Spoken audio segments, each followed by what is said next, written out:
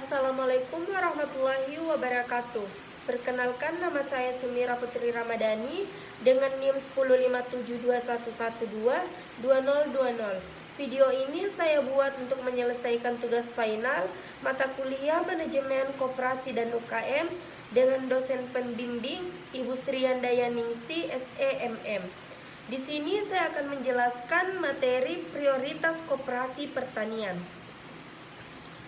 Menurut Dr. Andes Muhammad Hatta sebagai bapak koperasi di dalam bukunya The Cooperative Movement in Indonesia, dikemukakan bahwa koperasi adalah usaha bersama untuk memperbaiki nasib penghidupan ekonomi berdasarkan tolong-menolong. Selanjutnya dikemukakan bahwa gerakan koperasi adalah perlambang harapan bagi kaum yang lemah ekonominya, berdasarkan self-help dan tolong-menolong di antara anggota-anggotanya, yang melahirkan di antara mereka rasa percaya kepada diri sendiri dan persaudaraan. Selanjutnya, pengertian koperasi pertanian. Koperasi pertanian adalah koperasi yang melakukan usaha berkaitan dengan komoditi pertanian yang tertentu. Koperasi pertanian ini biasanya beranggotakan para petani maupun buruh tani dan lainnya yang mempunyai sangkut paut dengan usaha pertanian. Ada beberapa fungsi koperasi pertanian. Yang pertama yaitu membangun dan mengembangkan potensi dari kemampuan ekonomi anggota pada khususnya dan masyarakat pada umumnya untuk meningkatkan kesejahteraan ekonomi dan sosialnya. Yang kedua, berperan serta secara aktif dalam upaya mempertinggi kualitas kehidupan manusia dan masyarakat.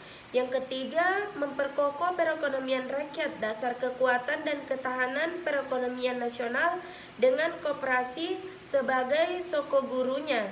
Yang keempat, berusaha untuk mewujudkan dan mengembangkan perekonomian nasional yang merupakan usaha bersama berdasarkan atas asas kekeluargaan dan demokrasi ekonomi.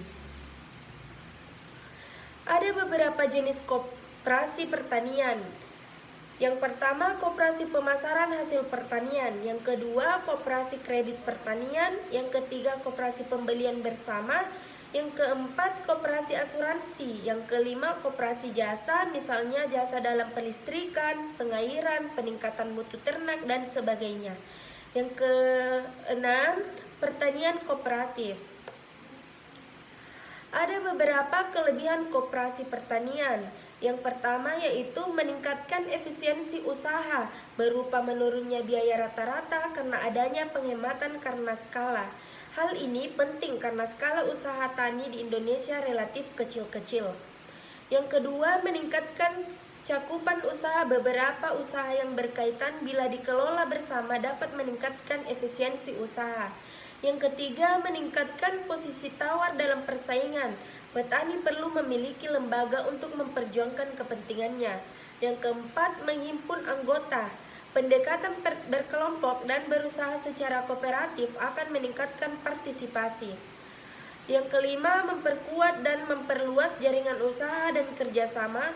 Usaha perlu dibangun untuk menembus pasar yang lebih luas. Yang keenam, mengurangi biaya transaksi jual beli antara koperasi dan anggota benar-benar atas perhitungan yang wajar. Yang ketujuh, mengurangi resiko ketidakpastian. Nah, ada 4 tugas-tugas yang dilakukan oleh koperasi pertanian dalam kegiatan pemasaran pertanian.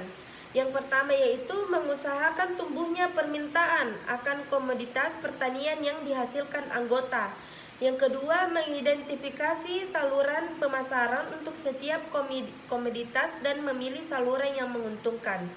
Yang ketiga, menimbulkan kepercayaan para anggota akan adanya kepastian bahwa hasil produksinya akan memperoleh pasaran dan keuntungan. Yang keempat, melalui kredit pemasaran memungkinkan koperasi melakukan tugas-tugas pemasarannya. Nah, itulah video yang sempat saya paparkan. Lebih dan kurangnya mohon dimaafkan. Assalamualaikum warahmatullahi wabarakatuh.